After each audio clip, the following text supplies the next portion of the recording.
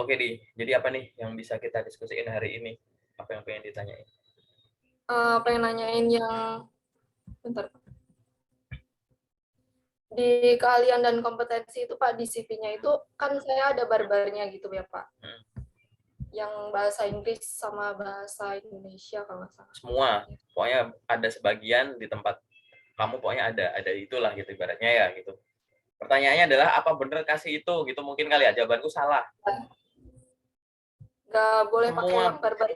semua bentuk simbol kayak begitu salah. Mau kasih bar, mau bentuknya misalkan skill paling gampang Microsoft Office, terus ada barnya gitu. Mau kayak apapun, bulat-bulat kayak kotak kayak apapun itu salah. Oke. Mau itu prosentase salah gitu. Microsoft Office 80%, 90% salah gitu. Kenapa salah? Dari mana kamu tahu angka bar itu? Itu hasil tes bukan? Apa estimasi dirimu sendiri? Asli sih Pak. Gitu. Kalau bukan hasil tes salah gitu. Kecuali kamu tulis bahasa Inggris dalam kurung TOEFL sekian, itu beda. Ya. Tapi semua Kalau bentuk penulisan skill ada simbolnya, ada angka-angka prosentasenya, salah. Kecuali hasil tes atau sertifikasi yang benar-benar bentuknya memang seperti itu gitu. Apalagi nih? kalau misalkan cuman disebutin Microsoft Word, Excel, Nah, itu PowerPoint malah gitu. benar. Memang seperti itu yang diminta yang standar gitu. Tulis aja Kalau skillnya. kalau untuk bahasa mungkin dikasih penjelasan aktif sama pasif gitu nggak apa-apa ya Pak? Boleh, enggak juga enggak apa-apa. Oh iya. Nanti juga kita uji kok gitu. Oh, iya.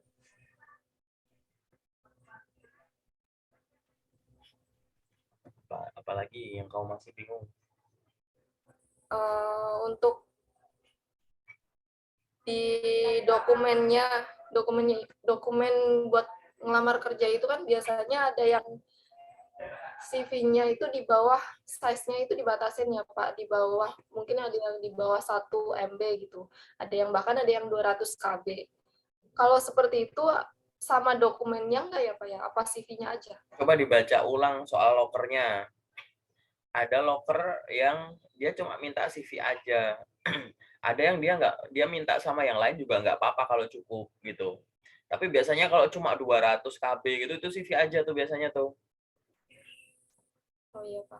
Dia nggak minta yang lain. Tapi kalau sampai 1 MB itu minimal lamaran, CV, ijazah, transkrip masih bisa tuh. Lamaran, CV, Oh, ijazah, transkrip tuh masih bisa di bawah 1 MB. Tapi kalau cuma paling itu aja ya Pak yang paling penting ya kalau misalkan 1 MB. ya, tapi jangan lupa kalau pada saat mengecek berdasarkan size gitu ya, kamu lihat Iya. kualitas dokumen, jangan asal di merge terus dikompres kan. Yang penting dilihat, oh dikompres ukurannya udah masuk, udah masuk gitu kan. Iya. Di dikompres kan ukurannya masuk gitu kan. Nah, sorry. Dikompres ukurannya masuk, tapi yang penting kamu ngecek dua. Pertama di rename. Jangan lupa di rename. Yang kedua filenya dibuka gitu. Jangan sampai size-nya masuk waktu dibuka mata nggak bisa baca gitu.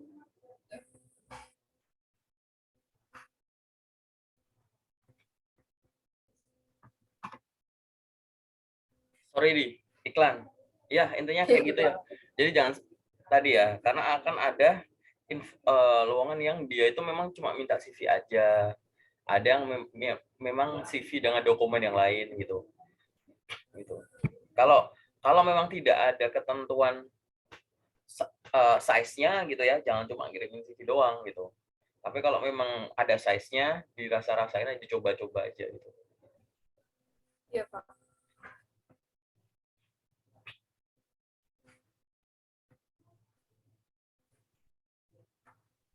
Yang penting bisa dibaca, di rename sampai size bisa dikirim gitu, tapi nggak bisa dibaca. Iya Pak. Apalagi tuh di Untuk kalau CV itu di bawah namanya harus ada posisi yang dilamar ya Pak? enggak. Jadi nama-nama aja sebenarnya. Itu mau posisi Oh, jadi posisi yang dilamar apa kan di surat lamaran gitu. Biasanya yang ditulis di bawah nama tuh orang nulis kompetensi dirinya dia atau pekerjaan terakhirnya dia gitu, atau bidang tadi bidang keahlian dia gitu. Gitu. Oh ya, kemarin soalnya saya sempat tanya ke beberapa orang juga, di bawah nama itu harus ada posisi yang dilamar gitu. Enggak, tidak harus. Oh, Karena itu tidak CV. harus ya. Posisi yang dilamar tuh ya ditaruh di surat lamaran, taruh di judul email gitu-gitu ibaratnya. Tapi kalau mau ditaruh ya nggak apa-apa gitu. Tapi itu bukan suatu yang wajib ya. Iya, Pak.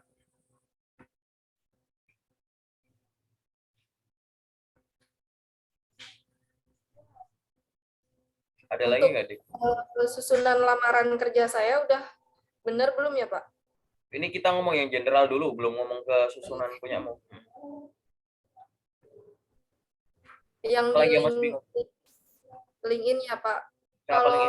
lamaran di LinkedIn itu lamarannya pakai CV ATS apa kreatif ya, Pak? Oh, yang di atas itu ya, yang di menu jobs di atas itu. Iya. Kan kalau misalkan mau apply itu ada yang lampiran CV gitu ya, Pak. Tinggal lamar gitu.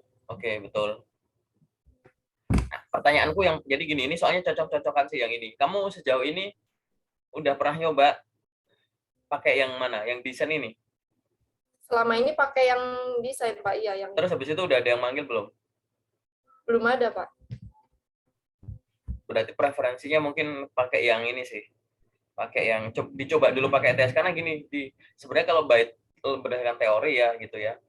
Harusnya kalau pakai platform kayak begini tuh disarankan pakai ETS gitu.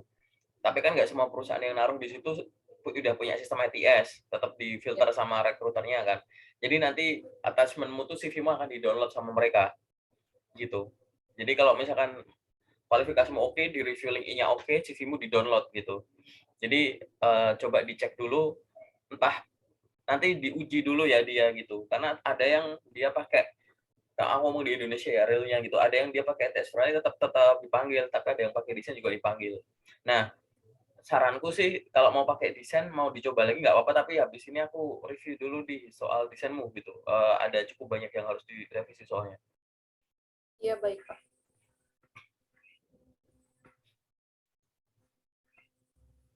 Kamu kalau mau nentuin pakai ETS apa enggak, riset dulu ya soal industrimu ya. Gitu, ini bidangnya kayak gimana, terus dia tuh perusahaan ini tuh lokal gitu atau yang pemain global gitu.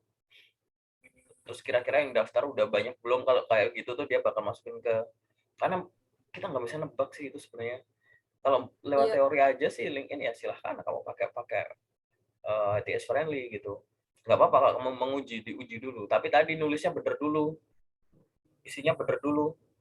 Nah, kalau nggak sama aja. Aku beberapa juga banyak teman yang pakai desain lolos-lolos aja pakai LinkedIn gitu. Karena yang memproses langsung rekruternya langsung, nggak lewat suatu sistem ITS.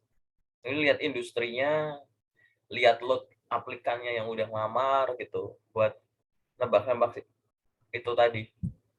Dia pakai ITS apa enggak itu. Kalau lewat teori ya iya jelas gitu. Tapi nggak semua perusahaan punya sistem itu. iya, Pak. Kalau cuma 200 lamaran itu rekruter masih bisa itu ngelihat langsung gitu. Tapi kalau udah sampai hampir seribuan gitu ya, 500 gitu.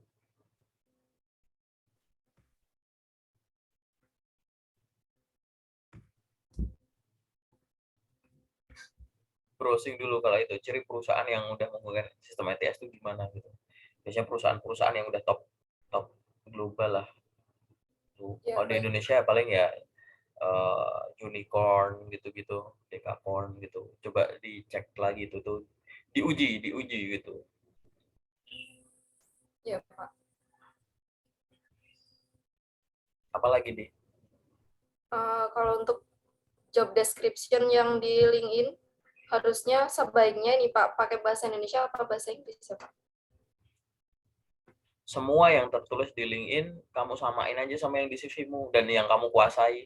Kalau memang kamu bisa pakai bahasa Inggris ya kenapa nggak pakai bahasa Inggris?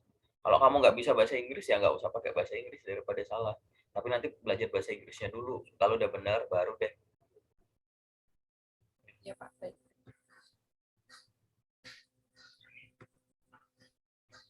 Pokoknya semua info yang ada di CV pastikan ada juga di LinkedIn. Di CV ada pengalaman kerja, di LinkedIn harus ada. Di CV-mu pengalaman kerjanya di breakdown, di LinkedIn juga harus gitu.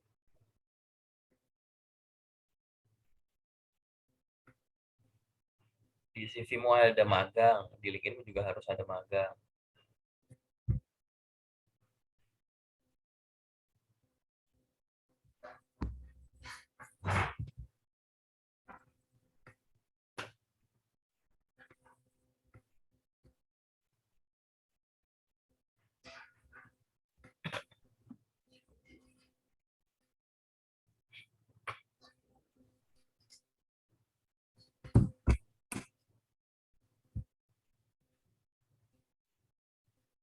Boleh lanjut ya, Pak? Boleh. Oh, oke, boleh. Gimana? Ini udah yang general umum udah atau ada lagi? Ada lagi, Pak. Apa tuh? Gini, Pak, saya kan banyakannya di bidang di account officer ya, Pak, di staf lapangan seperti marketing kayak gitu. Nah, ada kemungkinan kecil nggak sih, Pak, saya bisa ngelamar di bidang yang lain karena saya itu ada kayak ketakutan lagi buat masuk ke staf lapangan seperti account officer gitu. Oke. Jadi kamu membandingkan antara account officer dan marketing. Enggak, saya kan pengalamannya di account officer, itu di staf lapangan kayak job desk-nya itu nagih setoran gitu. Iya. Terus? Terus saya tuh pengennya berminat gitu Pak buat kerja di bidang kayak seperti administrasi kayak gitu di staf administrasi itu. Nah, apa kemungkinan kecil buat saya diterima di bagian itu gitu. Sedangkan pengalaman saya kan minim ya di bagian di bidang administrasi gitu. Kamu pernah jadi marketing kan? Berarti kan Ya, mengelola ya dalam tanda kutip customer dan lain-lain gitu kan?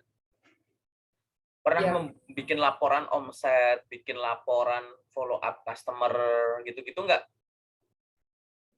iya pernah Pak. Nah ya udah, itu proses administrasi kan sebenarnya. Iya, Pernah nggak mencatat transaksi, mencatat alur kas gitu-gitu? Mungkin ada pencatatan barang macam-macam gitu. iya Pernah ada nggak Pak. kayak gitu? Iya, Nah kalau ada ya sudah, itu kan aktivitas aktivitas administrasi gitu. Jadi kamu ngomong cocok atau enggak itu cuma jangan dari judulnya doang. Kamu mau daftar customer service harus pakai customer service gitu. Atau kamu pengen daftar customer service harus punya pengalaman kerja di customer service juga gitu, enggak gitu. Kecocokan itu tidak dilihat dari judulnya saja, tapi aktivitas atau job deskripsi gitu ya, yang kamu lakukan di kerjaan itu. Makanya nulis pengalaman kerja itu dijabarkan. Itu pernah jadi apa nih aktivitas saya? Oh ternyata aktivitasnya tuh ada kegiatan administrasinya, berarti relevan gitu loh. Itu oh iya. masih gitu. Makanya job desk itu di breakdown gitu. Jadi kalau kamu mau ngomong apakah itu sesuai apa enggak ya relevan aja gitu. Sambil nanti dibaca kemampuan yang harus dimiliki sama orang yang jadi staf admin apa, jago Excel, detail nulisnya rapi dan lain-lain gitu. Angka bagus gitu-gitu. Iya Pak, udah Pak.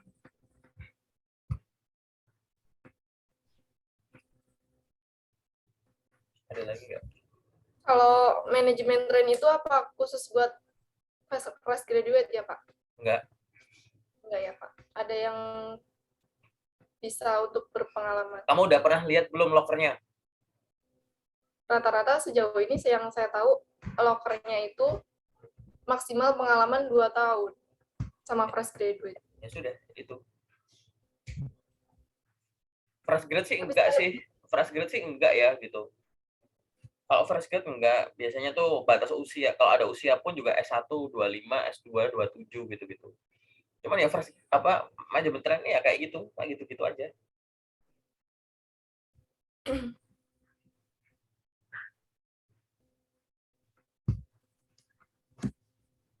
sudah cukup Pak dari saya. Udah cukup yang sesi general. Sudah Pak. Oke, sekarang aku masuk ke yang spesifik ya.